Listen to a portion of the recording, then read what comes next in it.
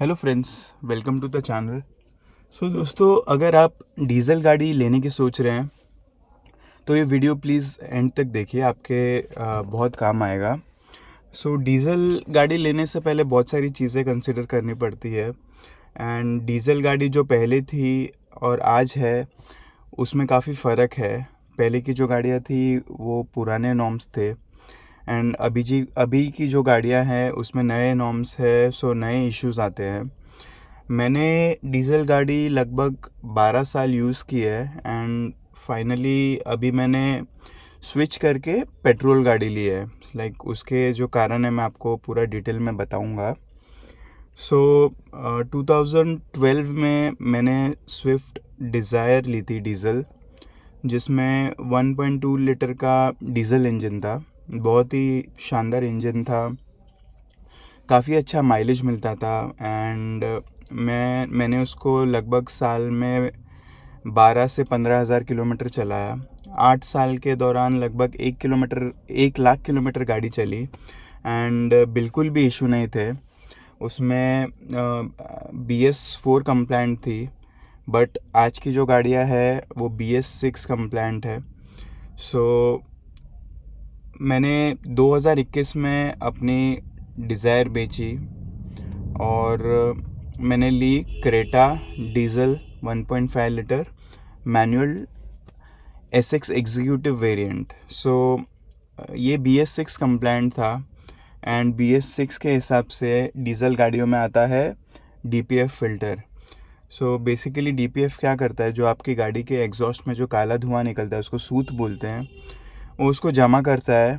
और गाड़ी जैसे ही 2000 RPM में चलती है हाईवे पे, तो वो सूत को बर्न करता है। इसको बोलते हैं DPF रीजनरेशन, और DPF क्लीनिंग भी बोल सकते हैं। अगर आपकी गाड़ी सिर्फ सिटी में चलती है तो वो सूत जमा होता रहता है, होता रहता है, ना आपको फिर जाके डैशबोर्ड पे वार्निंग दिखाई देगी कि आपका DPF चोक हो चुका है, और आपको DPF रीजन का प्रोसेस करना पड़ता है, विच मीन्स गाड़ी खड़ी करके उसको आधा घंटा चालू रखना पड़ता है। गाड़ी का इंजन 2000 RPM के ऊपर चलता है। गाड़ी काफ़ी गर्म हो जाती है, एंड उसका ऑब्जेक्टिव यही रहता है कि सूत को जितना हो सके बर्न कर सके। बट दिक्कत कहीं ना कहीं वापस आएगी अगर आपकी रनिंग सिटी में ज़्यादा है। मेरी हुंडई क्रेटा में 1-2 साल तो बिल्कुल इशू नहीं आया है। 1-2 साल बाद DPF की वार्निंग आनी चालू हो गई, और मेरी गाड़ी समझ लो 50% सिटी 50% हाईवे पे चलती थी। तो हर 100-200 किलोमीटर में DPF इशू आते थे, एंड फिर उसको आधा घंटा रखना पड़ता था। एंड जितना आप सोचते हो कि डीज़ल में माइलेज बेहतर मिलेगा, उतना ही फ्यूल जल जाता था DPF रीजन में। क्योंकि सोचिए, गाड़ी आधा घंटा खड़ी है, वो भी हाई RPM पे, मतलब गाड़ी खड़े खड़े एकदम गर्म हो रही है, एंड इतना सारा फ्यूल कंज्यूम कर रही है, तो कुछ मतलब नहीं है अनलेस आपकी रनिंग बहुत ज़्यादा है। फिर कुछ समय बाद क्या हुआ, DPF इतना ज़्यादा ब्लॉक हो गया कि रीजन होना भी बंद हो गया। गाड़ी 10-15 मिनट तक रीजन होता था, एंड उसके बाद वो कट ऑफ हो जाता था। फिर मैं उसको हुंडई सर्विस सेंटर में लेके गया, उन्होंने क्लीन की। फिर वापस वही तकलीफ़, 100-200 किलोमीटर बाद DPF ब्लॉक होने लगा। At point of time Hyundai Creta में एक ऐसा सिस्टम है, अगर DPF ज़्यादा क्लॉग हो जाता है तो फिर वो लोग इंजन का RPM रेस्ट्रिक्ट कर देते हैं। मतलब आप गाड़ी को कितना भी एक्सेलरेट करो, गाड़ी 2500 RPM के ऊपर नहीं जाएगी, गाड़ी मतलब ब्लॉक हो जाएगी। DPF को ज़्यादा चोक ना हो, इसलिए उन लोग ने रेस्ट्रिक्शन रखा है। तो अगर DPF आपका रीजन नहीं हो रहा तो गाड़ी बार बार ऐसे ब्लॉक हो जाएगी, बहुत हैवी चलेगी।